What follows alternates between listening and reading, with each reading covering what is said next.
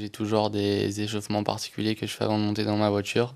Je monte toujours du côté gauche de ma voiture. J'ai quelques petits rituels avant chaque course. C'est une histoire familiale.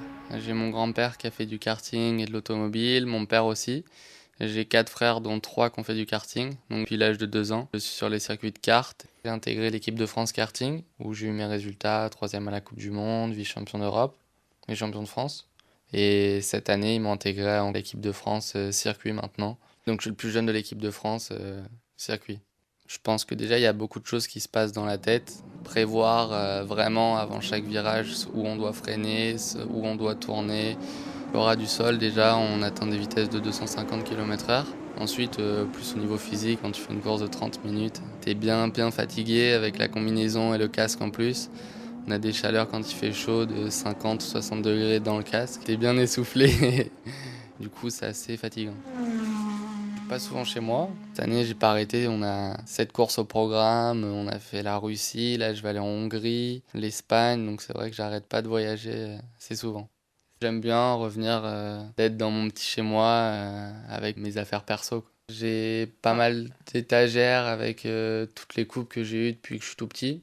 Ça doit être pas loin des 80. Quand je les reprends pour les regarder, je me rappelle de chaque course. J'ai gardé mes combinaisons, mes gants, tous mes casques de cartes, des bouteilles de champagne que j'ai gagnées lors des podiums. Ouais, c'est une chambre assez sportive. Un de mes meilleurs souvenirs en carte ou voiture, ça a été cette année à Spa, où j'ai fait ma première pole position dans ma première année sur le circuit de Spa, qui est quand même un circuit assez réputé dans le monde de la Formule 1, et ça fait toujours plaisir. Tous les pilotes qui sont en Formule 1, c'est vraiment pas des extraterrestres, mais vraiment des pilotes vraiment talentueux. On peut dire que je les admire tous. Et moi, j'aime bien le pilote Rosberg de chez Mercedes, parce que j'aime bien sa façon d'être. Il est simple et on parle pas trop de lui, mais il est souvent là et j'aime bien ce qu'il fait. On demande quand même une certaine rigueur dans le travail pour y arriver et avoir de bons résultats. Du coup, au niveau de la maturité, je pense que de faire du sport dans un milieu comme ça fait vachement mûrir beaucoup plus vite. Je vais passer le code là cette année.